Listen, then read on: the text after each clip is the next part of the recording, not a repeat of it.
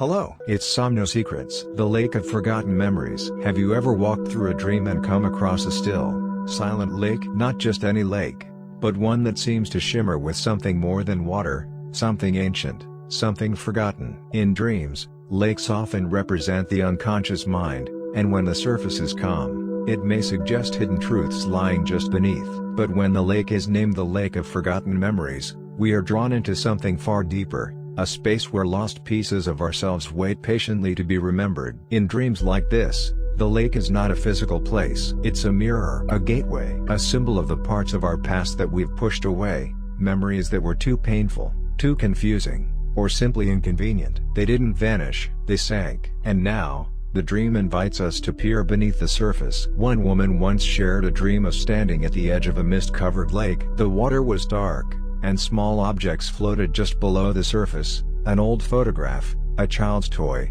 a broken watch. She felt drawn to reach in but was also afraid. Upon waking, she realized each object connected to a memory she had buried, a childhood loss, a fractured friendship, a moment of regret she never processed. The lake wasn't threatening, it was offering her a chance to reconnect, to heal. From a Jungian perspective, this lake may represent the collective unconscious, filled with archetypes, emotions, and symbols common to all humans. But on a personal level, it's our shadow, those forgotten experiences that still shape us in subtle ways. Jung believed that healing comes from integrating these fragments into our conscious identity. The lake doesn't want us to drown in the past, it wants us to dive in, retrieve what was lost, and rise again, transformed. Freud, on the other hand, might interpret the lake as a container for repressed desires or traumas, things we suppress during waking life, which then reappear symbolically in dreams. The stillness of the lake might reflect emotional numbness. Its depth might mirror the intensity of what's been hidden. Either way,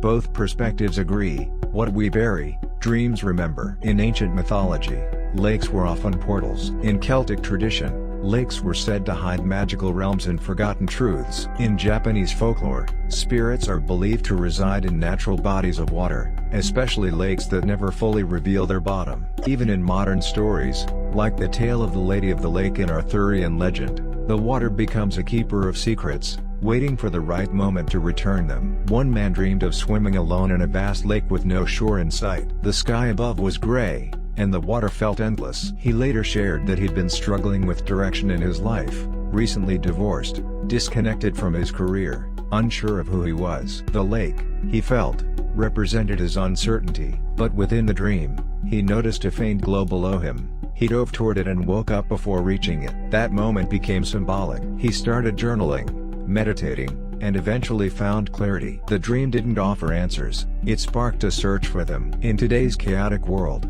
dreams like this might reflect emotional overwhelm or the quiet sadness of disconnection, from ourselves, from our past, or from what we once loved. The lake calls us back. It asks, what have you forgotten that once mattered to you? What parts of yourself have you left behind? If you find yourself dreaming of such a lake, try this exercise. Close your eyes and picture the lake again. What do you see floating in it? What do you feel when you approach the water? Write it down. These images are not random. They're your soul's way of pointing toward what needs to be remembered. Another technique is guided visualization. Imagine stepping into the water slowly, letting it surround you, not to erase you, but to reconnect you. Let the lake speak. Ask it, what have I forgotten that I need to know again? Sometimes, the dream is quiet. It may not give you clear answers right away. But the more you return to it, through reflection, journaling, or simply noticing your emotions, the more it begins to reveal. And so I ask you now, if you were standing before the lake of forgotten memories,